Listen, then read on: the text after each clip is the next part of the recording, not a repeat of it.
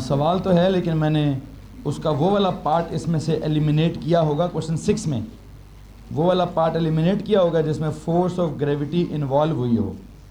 बस इतना लिखा है, state the origin of the centripetal force.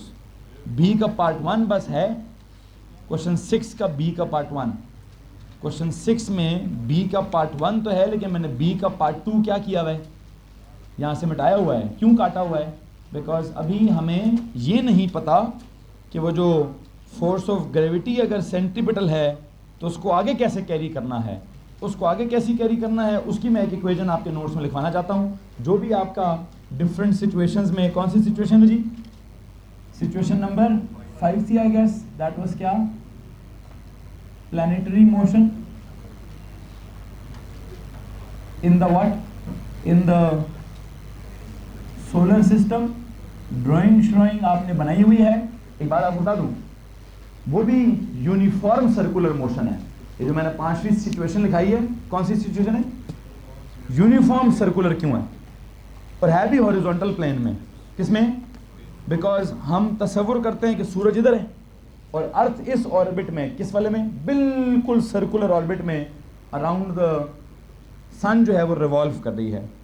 Eight what उसका linear speed that is constant, उसका magnitude of centripetal acceleration constant, उसका magnitude of centripetal force.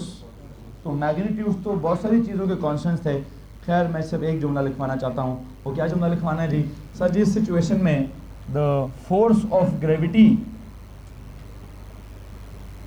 Acts as क्या, वो एक नेट फोर्स होती है, उस नेट फोर्स को वो बैलेंस नहीं करता, वो एक्ट करती है। कैसे?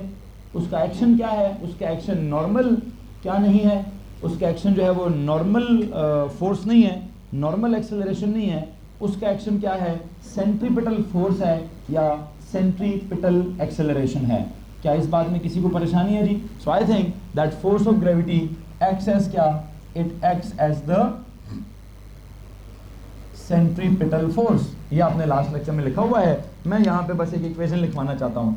Force of gravity is Fg equals to centripetal force is Fc। अब आपको ये तो पता है कि Fc का फार्मूला क्या है? क्या जी Fc का फार्मूला? mv²/r या फिर mr⍵²।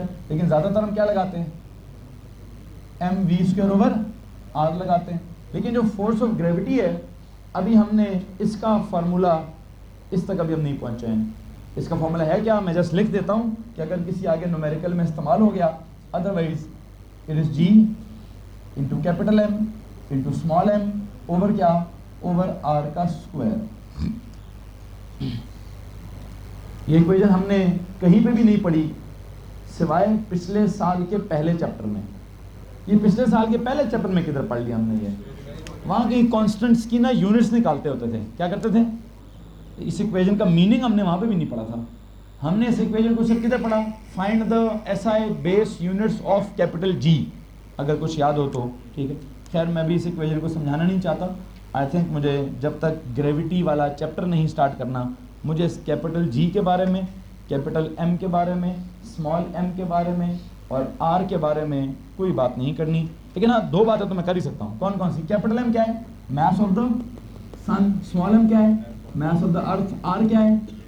जो रेडियस बनता है एक सूरज के सेंटर से ज़मीन के सेंटर। लेकिन जो g है ना, ये किस किस्म का कांस्टेंट है? हमने तो ग्रेविटी के चैप्टरों में स्मॉल g पढ़ा है। क्या पढ़ा है? स्मॉल g कुछ और चीज़ है, कैपिटल G कुछ और चीज़ है। ये जो कैपिटल G का मीनिंग है, आई डोंट थिंक मैं इसको भी समझा सकता हूँ। ये मेरा अभी का स्कोप नहीं है। एक सिंपल सा नोट लिख दीजिए, स्टडी लेटर लिखिए जनाब। किधर? Study letter in the gravity वाला chapter.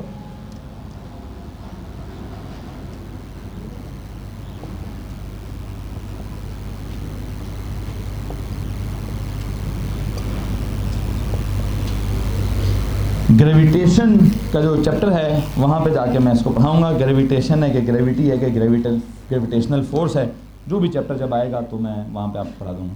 Study letter in the gravitational field वाला चैप्टर, ग्रेविटेशनल फील्ड वाला चैप्टर है। लेकिन इक्वेशन इसलिए लिखवा दी है कि कुछ भी नोन या अननोन अगर आपने आगे अभी किसी वर्कशीट में मैनेज करना हो तो आपको पता होगा किसके इक्वल मैनेज करना है।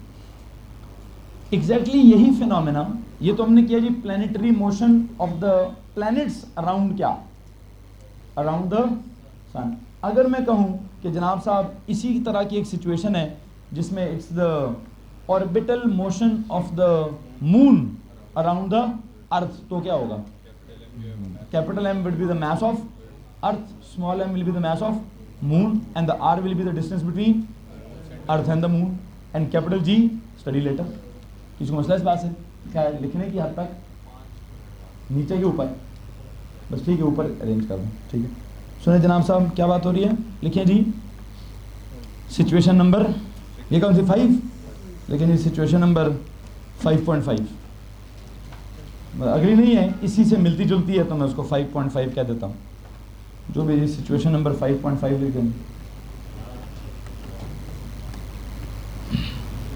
सिचुएशन नंबर 5.5 की मैं हेडिंग क्या दूंगा?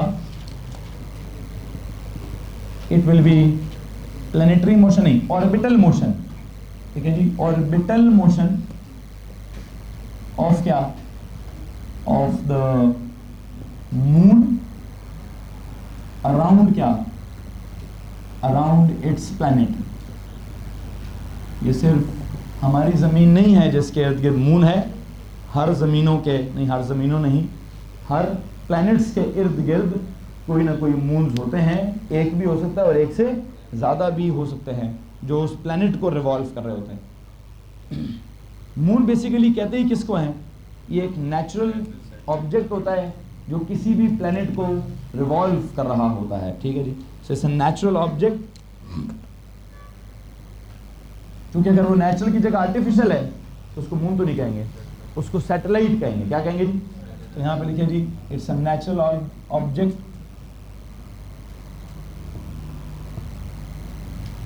revolving around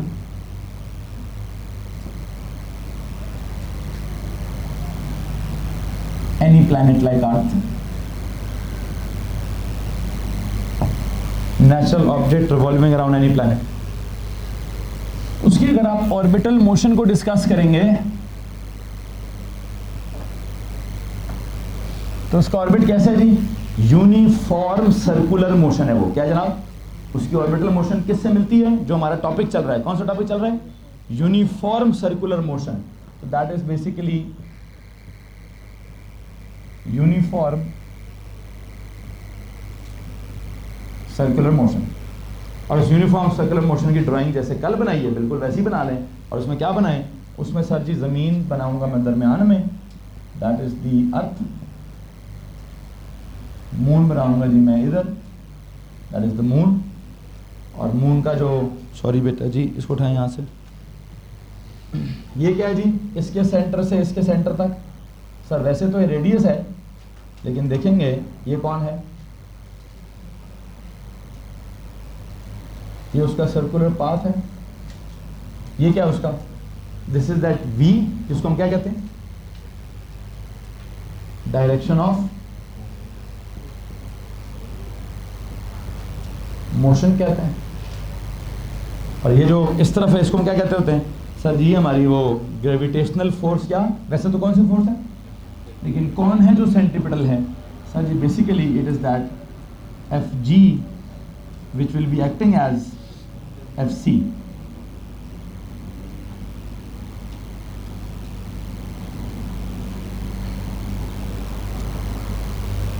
तो क्या लिखवाऊं? यहाँ पे भी इसकी ड्राइंग के अंदर लिखते हैं कि बाहर लिखते हैं? जैसे पिछली ड्राइंग में क्या है? The force of gravity between the earth and the moon acts as the necessary centripetal force. ये लिखें जी, the what? The force of gravity, the force of gravity between the earth and the moon, between the earth and the moon acts as the necessary centripetal force, acts as the necessary centripetal force for orbital motion। जो necessary है, necessary for what? Necessary orbital motion के लिए, acts as the necessary centripetal force for orbital motion. हाँ, उसके नीचे भी क्या लिखना है, उसके नीचे भी एग्जैक्ट ये वाले नोट्स लिखें। कौन से वाले? Force of gravity equals to centripetal force F G equals to F C G M M over are square is equals to M B square over R. और यहाँ पर ड्राइंग में काम हो सकता है वैसे, ये जो इसको कैपिटल एम नहीं कह रहा, इसको मैं पहले मून कहूँगा जी।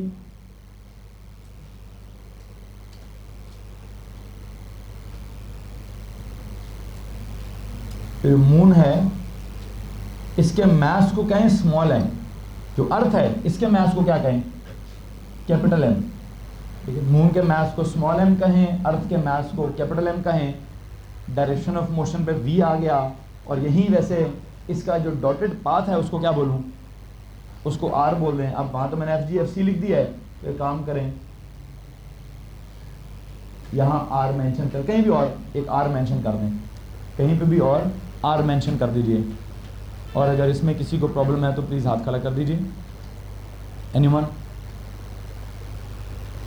ठीक है, तो आपका स्मॉल एम क्या है, तो वी क्या है, तो आर क्या है, तो कैपिटल एम क्या है, तो आई थिंक सब क्या रह गया है। वंस अगेन यहाँ पे भी जी रह गया है। प्लीज़ ये नोट्स दोबारा लिखिए जी, इसके नीचे ये वाले नोट्स को दोबारा लिखें जी। जहाँ पे आपने लिखा force of gravity acts as the necessary centripetal force, उसके नीचे लिखिए force of gravity equals centripetal force F G equals to F C G M M over are square equals to M B square over r. And once again g का जो मसला है it should be studied later. ठीक है,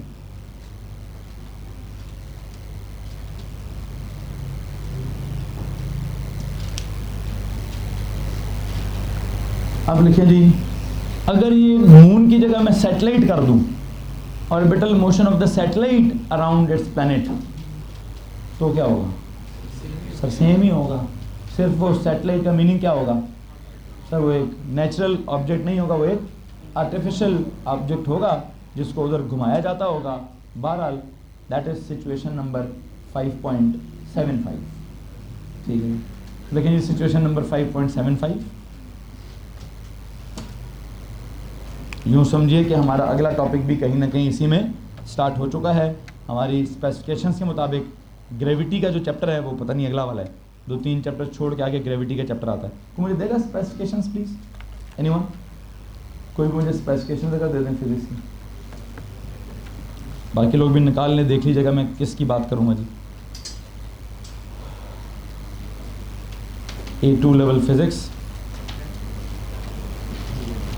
A2 level physics में जो हमने किया है 12.1 हो गया है और 12.2 हो गया, बल्कि उसी के आगे है 13.1 दैट इज़ ग्रेविटेशनल फील्ड। लेकिन पहले ग्रेविटेशनल फील्ड समझो, फिर ग्रेविटेशनल फोर्स समझो, फिर ऑर्बिटल मोशन समझो। वो है यूनिट 13.2 का लाइन नंबर 3। क्या लिखा है वहाँ पे, सुनिएगा जरा गौर से। Analyse circular orbits in the gravitational fields by relating the gravitational force to the centripetal force।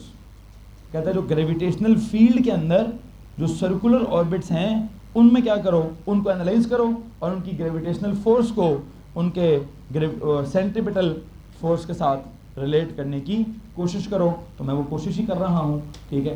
लेकिन हाँ, वो ग्रेविटी क्या है, तो ग्रेविटी की फील्ड क्या है, तो ग्रेविटी की फोर्स क्या है, तो ग्रेविटी की फोर्स का लॉ क्या है, वो मैंने I am sorry without explaining that लिख दिया है। तो मैं उसको क्या करूँगा भाई, मैं जब अगला चैप्टर ऑफिशियली ये चैप्टर स्टार्ट करूँगा तो आई थिंक मुझे इस काम को कर लेना चाहिए। बहरहाल अभी तो मैं ये वाला चैप्टर ऑफिशियली स्टार्ट नहीं कर रहा हूँ, ठीक है।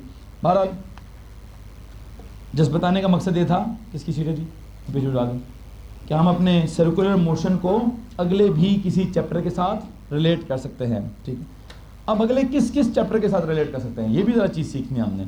इससे पहले कि मैं सीखूँ, लिखें जी सिचुएशन नंबर 5.75। सिचुएशन नंबर 5.75 में क्या लिखेंगे, ऑर्बिटल मोशन ऑफ द क्या, ऑफ द मून नहीं, of the satellite. That's not a natural object, what is that, it's an artificial object around its planet. So बाकी तो सारे नोट्स मैंने वैसे ही लिखने हैं कि जहाँ क्या पढ़ाना है, सैटेलाइट क्या होती है, आर्टिफिशियल ऑब्जेक्ट है तो मैंने सिर्फ ये लफ्ज चेंज किया है। Orbital motion of the satellite around its planet. Satellite है, आर्टिफिशियल ऑब्जेक्ट है, किसी भी प्लैनेट के इर्द गिर्द रिवॉल्व अराउंड करती है। इसकी motion is exactly like uniform circular motion है। उसमें क्या होगा, उसमें आप इसको क्या बोलेंगे, इसको जाके बोलेंगे सर जी ये सैटेलाइट है,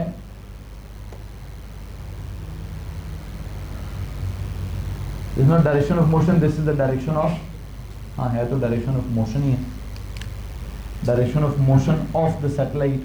बाकी अर्थ अभी भी क्या है, कैपिटल एम है, और सैटेलाइट क्या है, वो स्मॉल एम हो जाएगी। उनके बीच का फासला क्या हो जाएगा, वो आर के बराबर हो जाएगा। एंड बुनियादी तौर पर क्या बात होगी, the force of gravity between the earth and the satellite will behave as क्या, will behave as the necessary centripetal force. और उसको जब आप इक्वेट करेंगे तो उसकी इक्वेशन से आगे क्या होता है, सर जी उसको इक्वेट करने से आगे कोई ना कोई साइंस डेवलप होती है। अब उस साइंस का क्या सीन है क्या नहीं है वो तो अगले ही किसी चैप्टर में डिस्कस होगा। यहाँ तक अगर किसी को मसला है तो आप हाथ खड़ा कर सकते हैं। एनीवन? बहुत हो गया सिचुएशन नंबर 5 और 5.5 और 5.75। आई थिंक ग्रेविटी में, एक ग्रेविटेशनल फील्ड में और जो भी आता है वो उसी तरह मैं क्या करूँगा। अब वो planets are revolving around the sun, या moons are revolving around the planet, या कोई भी satellite is revolving around the planet, या किसी भी सर्कुलर ऑर्बिट पे ग्रेविटी की वजह से अगर वो सर्कुलर ऑर्बिट में है कोई चीज़ तो ग्रेविटी की फोर्स को सेंट्रीपिटल फोर्स के बराबर कर दिया जाएगा। ठीक है, खैर यहाँ से चैप्टर कौन सा निकलेगा, ग्रेविटी वाला, वो भी हम नहीं पढ़ रहे। एक और सिचुएशन लिखेंगे, ग्रेविटी वाली नहीं, अब 5 पॉइंट नहीं, अब 6 है। ग्रेविटी की सिचुएशन मैंने रिलेट करना था, कर दिया है। अब मैं किसी और चैप्टर के साथ रिलेट करना चाहता हूँ। किस चैप्टर के साथ, लिखिए ज़रा, सिचुएशन नंबर 6 लिखिए जी। Orbital motion of the electrons, orbital motion of the electron या इलेक्ट्रॉन्स, इलेक्ट्रॉन लिखिएगा, एक ही बात करूंगा अभी। Orbital motion of an electron around the nucleus. Situation number 6 क्या है जी, it's that orbital motion of क्या, ऑफ एन इलेक्ट्रॉन अराउंड क्या, अराउंड द न्यूक्लियस। अच्छा, अब ये न्यूक्लियस क्या चीज है, सर जी न्यूक्लियस हमें मालूम है कि किस किस्म की चीज है। सर जी न्यूक्लियस के अंदर होते हैं न्यूक्लियॉन्स, न्यूक्लियॉन्स होते हैं प्रोटॉन्स एंड न्यूट्रॉन्स। प्रोटॉन्स होते हैं पॉजिटिवली चार्ज और न्यूट्रॉन्स होते हैं न्यूट्रल। तो प्रोटॉन्स की वजह से न्यूक्लियस के ऊपर क्या चार्ज होता है, एक पॉजिटिव चार्ज होता है। न्यूक्लियस बुनियादी तौर पर पॉजिटिवली चार्ज, एक तो इसका कैरेक्टर है पॉजिटिवली चार्ज है, और दूसरा भी इसका कैरेक्टर क्या है, मैसिव है। तीसरा कैरेक्टर क्या है, वेरी स्मॉल है। बल्कि मुझे इसके स्मॉल होने का कैरेक्टर भी नहीं पढ़ाना अभी, इसका डेंस होने का कैरेक्टर भी नहीं पढ़ाना, इसका मास वाला कैरेक्टर भी नहीं पढ़ाना। मुझे इसका सिर्फ क्या पढ़ाना है, पॉजिटिव चार्ज वाला चीज़ मेरे काम की है। Positively charge central part, positively charge centre of an atom. ठीक है जी। इलेक्ट्रॉन क्या चीज़ है, सर जी इलेक्ट्रॉन बेसिकली एक नेगेटिवली चार्ज क्या है, सब एटॉमिक पार्टिकल है, जो कि क्या करता है, जो कि अराउंड द न्यूक्लियस कैसे मूव करता है, दैट रिवॉल्व्स अराउंड क्या, नेगेटिवली चार्ज सब atomic particle that revolving around the nucleus है। इसकी जो ऑर्बिटल मोशन है वो भी कैसे है, जैसे, लेकिन कौन से वाले की ऑर्बिटल मोशन को मैं यूनिफॉर्म सर्कुलर मोशन कहूंगा। ठीक है जी, देखिए जी यहाँ पे फिलहाल क्या, यूनिफॉर्म, जो प्योर केमिस्ट्री वाले हैं वो एक लफ्ज़ लिखेंगे क्या कि मैं कौन से इलेक्ट्रॉन की बात कर रहा हूँ जिसको मैंने यूनिफॉर्म सर्कुलर मोशन में रिवॉल्व कराना है।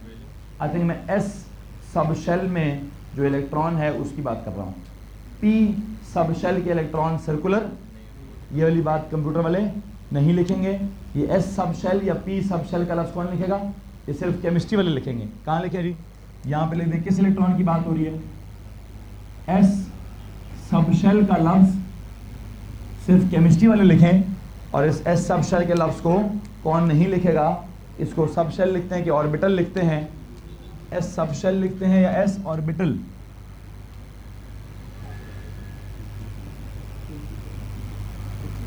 ये लफ्ज़ किसका है जी? ये लफ्ज़ सिर्फ और सिर्फ केमिस्ट्री वालों।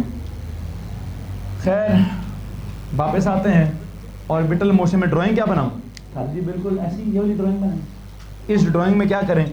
ड्राइंग में तो कोई फ़र्क नहीं होगा, उसमें दरमियान में ये रखें, इसको बोले न्यूक्लियस है।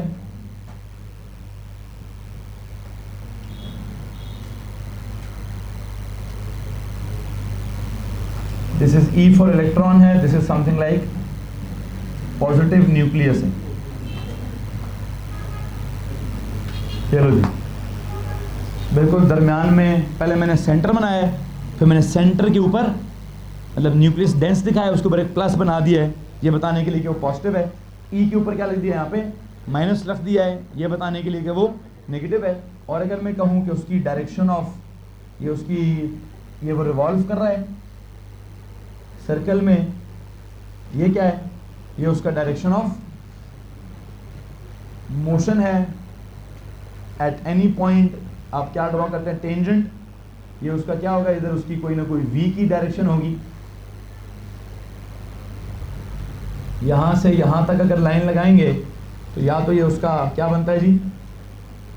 रेडियस बनता है, या फिर ये जो दरमियान में इनके एक फोर्स है, ये कौन सी फोर्स है? सर जी इलेक्ट्रिकल फोर्स, इलेक्ट्रोस्टैटिक नहीं। इलेक्ट्रोस्टैटिक कब होती है? जब दोनों स्टैटिक होते हैं, जब दो चार्ज पार्टिकल्स स्टेशनरी हों तब जो फोर्स होती है उसको इलेक्ट्रोस्टैटिक कहते हैं, अदरवाइज इलेक्ट्रिकल कहते हैं। क्या कहते हैं जी?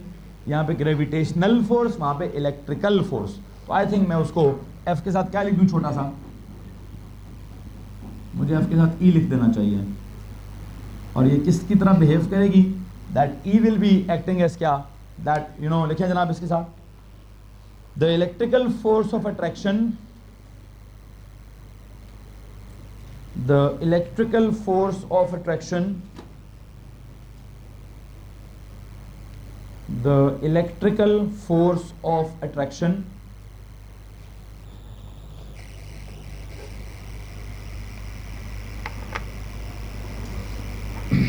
जरा मुझे इनका अटेंडेंस रजिस्टर चाहिए। the electrical force of attraction between क्या? between the nucleus and the electron.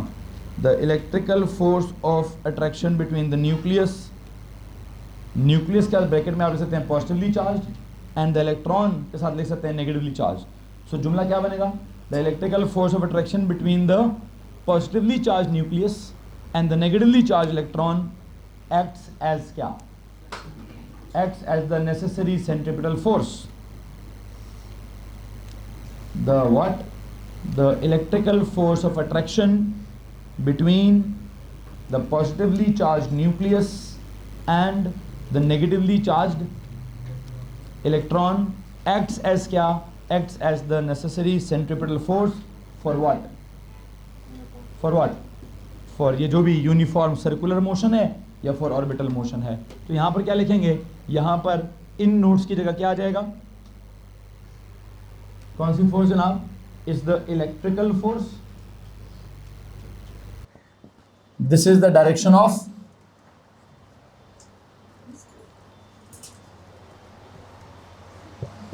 Motion. इसका इधर, दिस इज वी, इसका वी इधर है भाई, वी इसका ये है, डायरेक्शन मोशन इधर है। फोर्स किधर लगेगी? ऊपर की तरफ। तो आई होप आपने पढ़ा है कि जब भी फोर्स कैसी हो, perpendicular to the direction of motion हो, तो क्या होता है? सर वो ऑब्जेक्ट अपने रास्ते से कर्ल करता है। और कर्ल कैसे करेगा? आपकी इत्तला के लिए अर्ज़ है कि जब यहाँ पे एंटर होगा तो इसने ऐसे कर्ल करना स्टार्ट कर दिया है, और जब इसने कर्ल करना स्टार्ट कर दिया है, अच्छा वैसे जब इसमें से निकल गया तो क्या होगा? हाँ जी, यहाँ क्या होगा? तो यहाँ फिर सीधा हो जाएगा, यहाँ फिर ये सीधा हो जाएगा। लेकिन मुझे सिर्फ कौन सा पोर्शन समझाना है? मुझे सिर्फ ये वाला कर्व्ड पोर्शन समझाना है। अगर मैं सिर्फ इसका कर्व्ड पोर्शन समझाऊं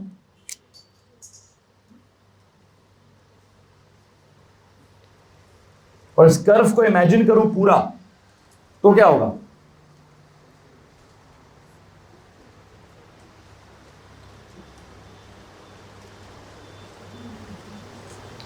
जी तो भाई क्या हो रहा है? सर जी जाना किधर चाहिए था उसको?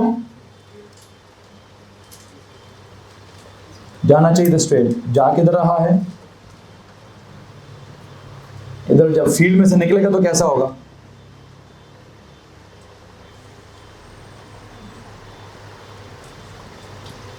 निकलेगा तो कैसा होगा भाई? सर जी यहां से फिर सीधा हो जाएगा। खैर मुझे उस सीधे होने को नहीं समझाना, मुझे क्या समझाना था मैं आपको समझा रहा हूं। इसका, इस सर्कल का, अगर आप इस पूरे सर्कल को इमेजिन करें तो उसका सेंटर किधर है? इधर।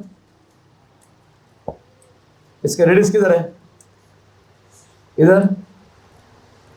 ये कौन है? एक चार्ज पार्टिकल है, प्रोटॉन। प्रोटॉन के चार्ज को क्या कह दूं? क्यू कह दें। इस सर्कल के डिस्टेंस को क्या कह दूं? आर कह दें। इसकी स्पीड को क्या कह दूं? सर जी वी कह दें। इस डायरेक्शन मैग्नेटिक फील्ड को क्या कह दूं? सर जी समथिंग लाइक बी कह दें। खैर जो भी कहेंगे, बस मुझे एक जुमला लिखवाना है। What acts as what? लगा गया इस चार्ज पार्टिकल पर? ग्रेविटेशनल फोर्स लगी है, इलेक्ट्रिकल फोर्स लगी है। ये जो आपने 3 उंगलियां करके किया है, कौन सी फोर्स लगी है? मैग्नेटिक फोर्स लगी है। वो मैग्नेटिक फोर्स क्या करती है? मैग्नेटिक फोर्स एक्ट करती है क्या? तो बस इससे आगे हमें समझ नहीं आएगा, क्योंकि ये पता नहीं जाके 19वें 20वें चैप्टर की बात है, क्योंकि हमें ये भी नहीं पता सही तरह से कि सर ये क्या है, तो ये क्या है, तो ये क्या है, फोर्स कहाँ है कहाँ नहीं है। मैं बस इतनी बात बता रहा हूँ, मैग्नेटिक फील्ड में एक चार्ज पार्टिकल एंटर हुआ है, तो उस चार्ज पार्टिकल पर एक फोर्स लगी है। फोर्स की नेचर मैग्नेटिक है, लेकिन वो एक्ट कैसे करेगी, क्यों करेगी, बात की बात है यार। एक सिंपल सा जुमला लिखो, the what, the magnetic force, the magnetic force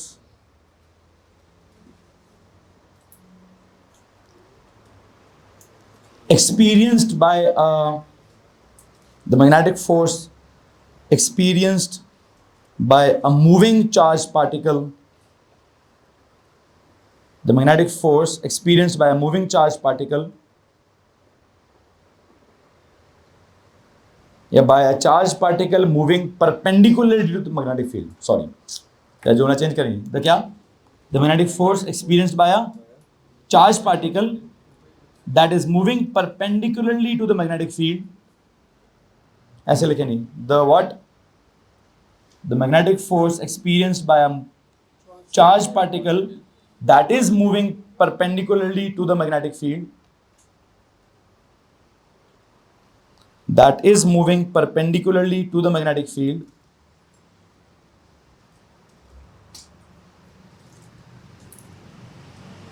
अब जरा जुमले को सुनिएगा, पहले लिखिएगा बाद में, पहले सुन लीजिएगा। जुमला क्या है? The magnetic force experienced by what? By a charged particle that is moving कैसे? Perpendicularly to the magnetic field is perpendicular to the direction of magnetic field. 2 minute रुक जाइए, पहले जुमला लिखें जरा। खैर मैं उस चैप्टर में चला गया हूँ, जानना तो नहीं चाहिए, लेकिन जुमला लिखने का मेरा दिल कर रहा है। लिखो लिखो लिखो, द व्हाट, पहले क्या लिखा है? The magnetic force experience by, comma लगाओ, चार्ज पार्टिकल के बाद कॉमा लगाओ, लगा दिए। आगे क्या लिखा है? That is moving perpendicularly to the, फिर कॉमा लगाओ, लगा दिए। अब कॉमे के अलावा पढ़ो, कॉमा छोड़ दो। द मैग्नेटिक फोर्स, क्या लिखा है? The magnetic force experienced by charge particle is perpendicular to, लिखें, जो फोर्स की डायरेक्शन बता रहा हूं अभी, इज परपेंडिकुलर टू क्या?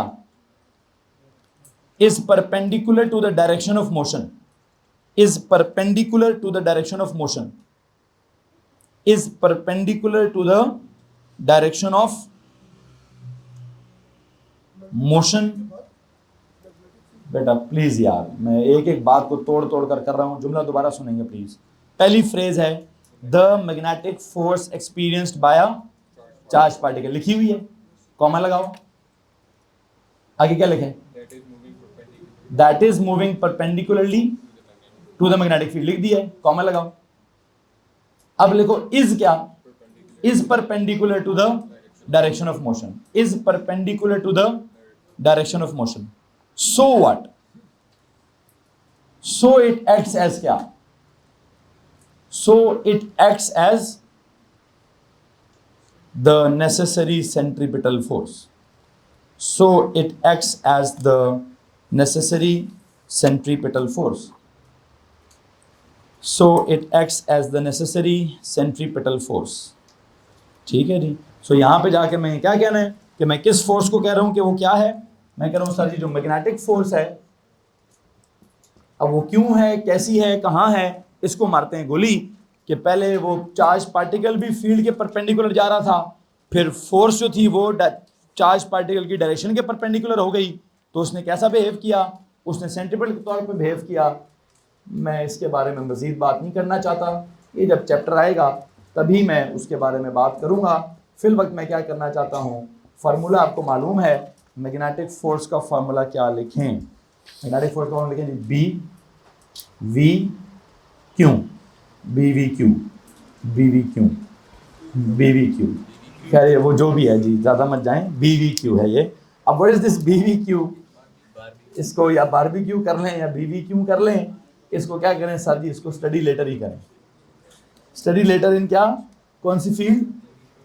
मैग्नेटिक फील्ड वाले चैप्टर में जाकर इस बी वी क्यू को पढ़ेंगे जनाब साहब। आई थिंक अब मैंने जितना केसेस डिस्कस करने थे कर लिए हैं, इससे ज़्यादा मेरे पास आपके नोट्स में लिखवाने के लिए कुछ भी नहीं है भाई। क्या होगा? इसका मतलब क्या है? एक और दिन मिल गया है आपके लिए। किस काम के लिए? आपकी वर्कशीट के लिए। कल आपकी वर्कशीट जो है वो डिस्कस की जाएगी। इससे पहले कि मैं वर्कशीट की मज़ीद बात करूं, क्लास को मैं अब इख्तिताम करता हूं। आप में से वो वाले बच्चे खड़े हो जाएं जिन्होंने कोई भी रीटेक नहीं देना, जिन्होंने कोई भी पेपर अभी नहीं देना, वो बच्चे खड़े हो जाएंगे।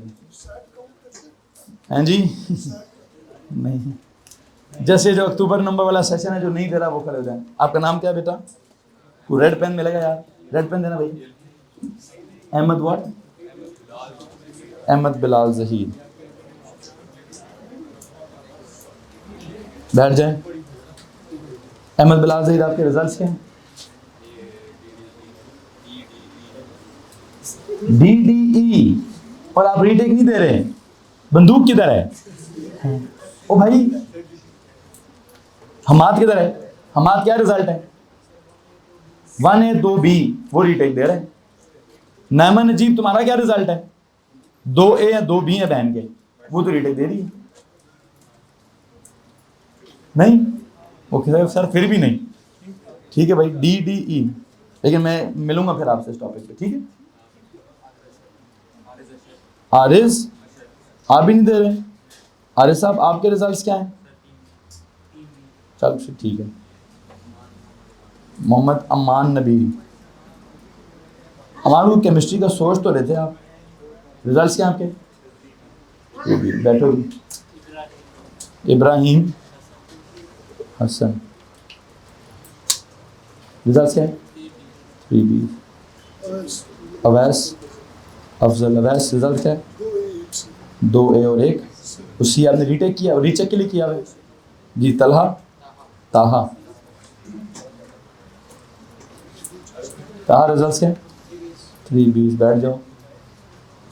मोहम्मद हाशिर, हाशिर 2B और C किस में? ठीक नहीं कर रहे। रफ़ीउल्लाह, हाँ जी 3B। अम्मार बिन उमर 3A। हमजा आदिल 2A और 1B। हाँ जी ठीक है। नाम क्या आपका? अब्दुल्ला मीर।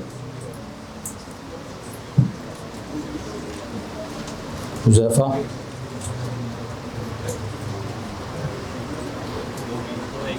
एक B, Rohan C D E. ठीक है जी, गर्ल्स में से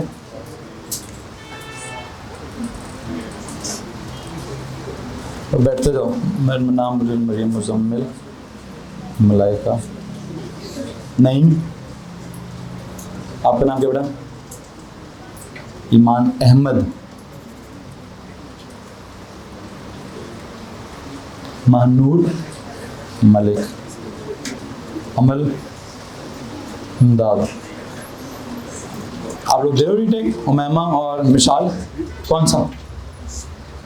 कंप्यूटर का दे रहे हो? चलें जी। 1 2 3 4 5 6 7 8 9 10 11 चलें जी। ऑलमोस्ट 20 बच्चे नहीं दे रहे और बाकी सारे बच्चे दे रहे हैं। मेरे दिमाग में ना एक सिचुएशन चल रही है, मैं वो सिचुएशन आपसे शेयर करना चाहता हूँ। पहली सिचुएशन ये है कि कब है पहला पेपर आप लोगों का, रीटेक वालों का? 11th को है, ठीक है। चलें 10 को है। ये हमारा वीक किस दिन ख़त्म हो रहा है? 6th को है, फ्राइडे, ठीक है। 6 तक आपकी A2 वाली नॉर्मल क्लास